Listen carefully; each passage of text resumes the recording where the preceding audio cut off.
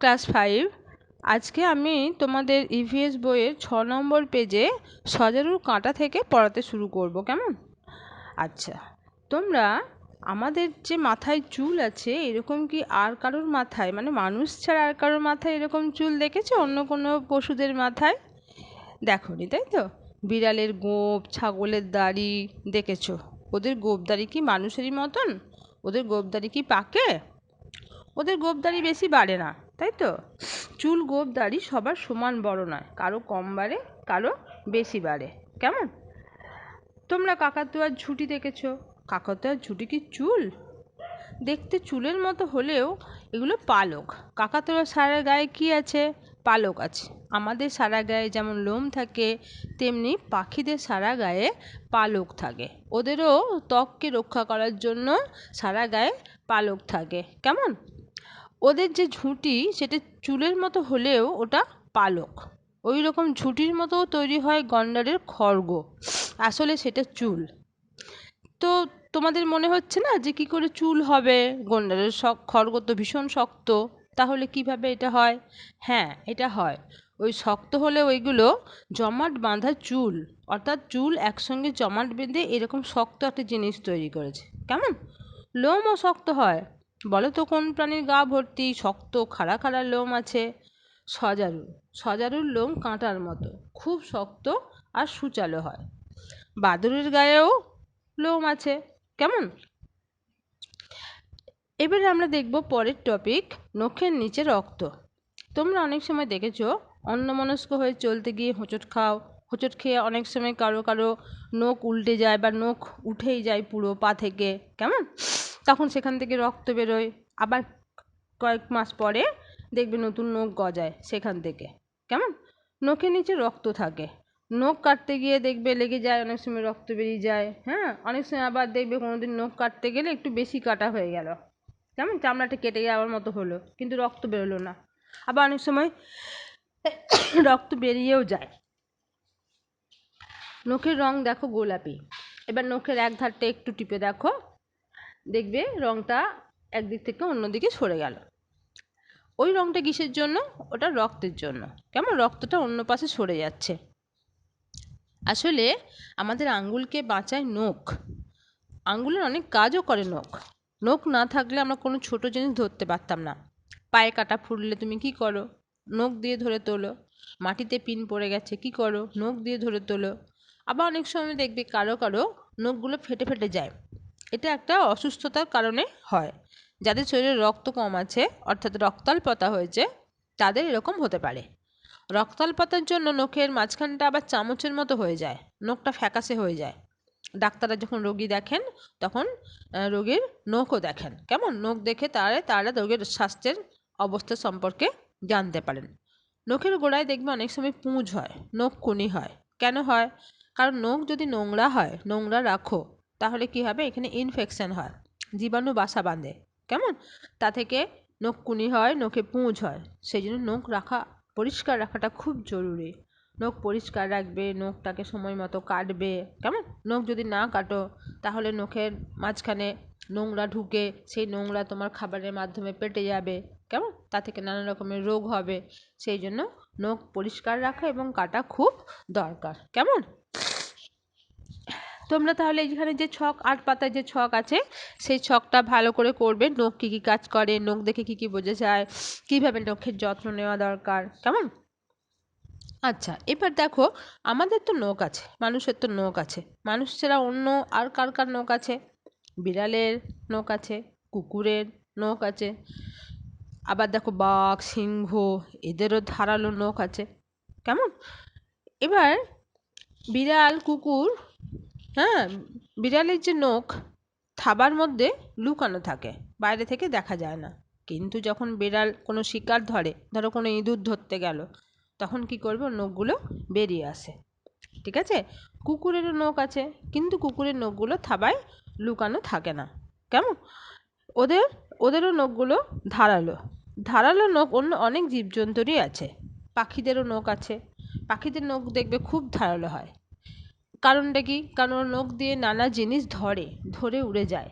এছাড়া ওরা যখন গাছের ডালে বসে তখন ওই নখ দিয়ে গাছের ডালটাকে আঁকড়ে ধরে বসে, কেমন? সেই জন্য ওদের নখগুলো এরকম ধারালো হয়। হাঁস দেখেছো, কিন্তু হাঁসের পায়ে ওই রকম নখ নেই। হাঁস তো জলে সাঁতার কাটে, কেমন?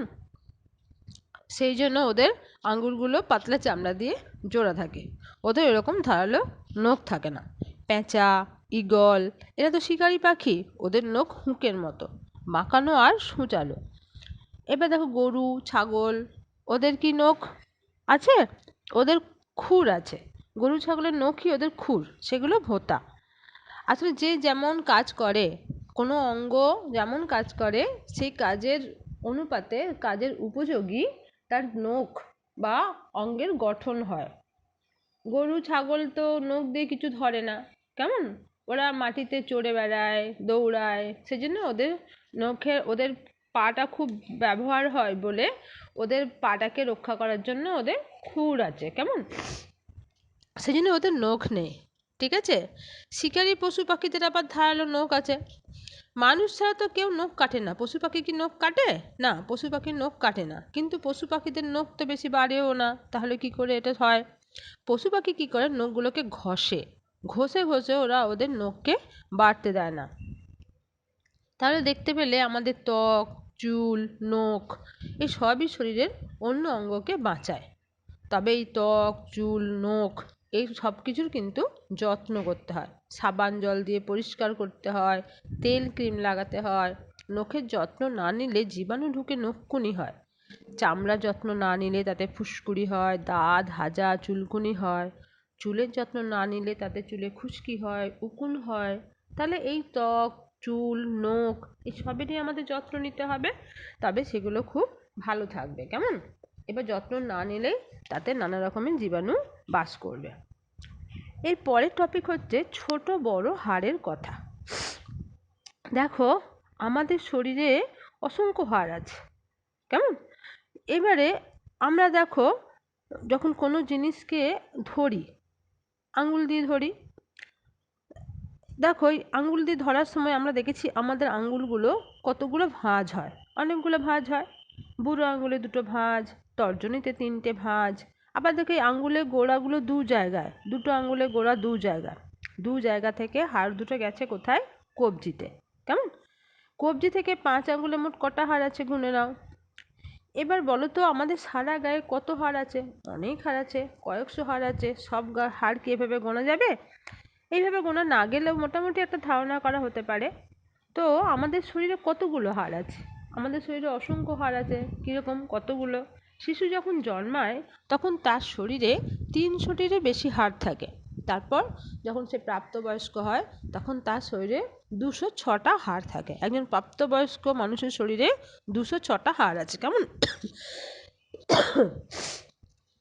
যে কোনো জীবের কঙ্কাল দেখো, কেমন? এখানে একটা কঙ্কালের ছবি আমি দেব, সেই কঙ্কালের ছবিটা দেখবে, তাহলে বুঝতে পারবে আমাদের সারা শরীরে কতগুলো হাড় আছে।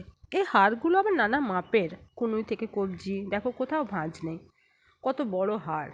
আবার দেখো আঙুলের ডগা হাড় কত ছোট। ডান হাতে বিভিন্ন জায়গাটা টিপে টিপে দেখো, তাহলে বুঝতে পারবে। হ্যাঁ, মানুষের কঙ্কাল দেখলে বোঝা যাবে কবজি থেকে কনুই দুটো হাড়, কিন্তু কনুই থেকে কাঁধ নলের মতন একটা হাড়। আবার কোমর থেকে হাঁটু অবধি নলের মতো আর একটা হাড় আছে। এভাবে হাত দিয়ে দেখো শরীরে কোথাকার হাড় কেমন হয়, কেমন? এবার আমরা বলবো অস্থি সন্ধির হিসেব নিকেশ। অস্থি সন্ধি কি? অস্থি সন্ধি মানে হচ্ছে হাড়ের জোড়, অর্থাৎ যেখানে দুই বা তার বেশি হাড় একসঙ্গে এসে যুক্ত হয়েছে, সেই স্থানটাকে বলে অস্থি সন্ধি, কেমন? এরকম অস্থি সন্ধি আমাদের শরীরে অনেকগুলো আছে। অস্থি মানে হচ্ছে হাড়, কেমন? আর জোড় হচ্ছে সন্ধি। তো এরকম অস্থি সন্ধি আমাদের সারা শরীরে অনেকগুলো আছে। তোমরা হাত দিয়ে বুঝতে পারবে, দেখো আমাদের কবজিতে, কেমন? অস্থি সন্ধি, কনুইয়ে, হাঁটুতে, গোড়ালি, কেমন? এগুলো সব অস্থি সন্ধি। আঙ্গুলের বিভিন্ন ভাঁজে অস্থি সন্ধি, কেমন? এরকম নানা রকমের অস্থি সন্ধি আছে। আমাদের শরীরে কতগুলো হাড় আছে দেখো, অনেক হাড় আছে এবং তাদের নামও আছে। যেমন দেখো কনুই থেকে কবজি যে হাড়, কনুই থেকে কবজি পর্যন্ত দেখবি দুটো হাড় আছে। কি কি? একটা হচ্ছে আলনা আর একটা রেডিয়াস। কাঁধ থেকে কনুই পর্যন্ত একটা হাড় আছে, এর নাম হিউমেরাস। মেরুদণ্ড আমাদের দেখো পিঠের ঘাড় থেকে পিঠের মাঝ বরাবর একটা হাড় চলে গেছে, যদিও এটা একটা হাড় না, অনেকগুলো খণ্ড খণ্ড হাড় দিয়ে জোড়া এটা, কেমন? এটা হচ্ছে মেরুদণ্ড, এটাকে বলে ভার্টিব্রা বা কশেরুকা। কোমর থেকে হাঁটু, এটা হচ্ছে ফিমার। এই ফিমার হচ্ছে আমাদের শরীরের সব থেকে লম্বা বা বড় হাড়। হাঁটুর নিচ থেকে গোড়ালি পর্যন্ত দুটো হাড় আছে, এদের নাম টিবিয়া ও ফিবুলা। হাড়গুলো অস্থিসন্ধিতে কি দিয়ে লাগানো থাকে? দড়ির মতো একদম জিনিস আছে, তার নাম হচ্ছে লিগামেন্ট। এই লিগামেন্ট দিয়ে অস্থিসন্ধিতে হাড়গুলো লাগানো থাকে। কাঁধ, কোমর, হাত ও পায়ের অস্থিসন্ধির মাঝখানে এক রকমের হরহরে তরল থাকে। অর্থাৎ এই যে অস্থিসন্ধি, সেই অস্থিসন্ধিগুলোর মাঝখানে এক ধরনের তরল পদার্থ থাকে, যেটা একটু পিচ্ছিল, কেমন? এই তরলটার নাম হচ্ছে সাইনোভিয়াল তরল। সেটা যদি কমে যায়, এই সাইনোভিয়াল তরল যদি কোনো কারণে কমে যায়, অর্থাৎ শুকিয়ে যায়, তাহলে কী হবে? হাড়ের নাড়াচাড়া করতে অসুবিধা হবে। আসলে এই হাড়, এই যে তরল পদার্থ, এই তরল পদার্থ অস্থিসন্ধিতে হাড়ের যে প্রান্তগুলো সেগুলোকে রক্ষা করে, নাহলে এগুলো ঘষা লেগে তো ক্ষয়ে যেত। সেই জন্য এই অস্থিগুলোকে রক্ষা করে এই সাইনোভিয়াল তরল, কেমন? জিমন্যাস্টিক করলে অনেক অস্থিসন্ধি খুব নমনীয় থাকে। আর অস্থিকে মজবুত করার জন্য কি দরকার? ক্যালসিয়াম দরকার। কিসে সেই ক্যালসিয়াম আছে? দুধ, ডিম, কেমন? এই দুধ, ডিম এগুলো খাবে, তাহলে হাড়ের গঠন ভালো হবে, কেমন? আজকে এই পর্যন্তই থাক।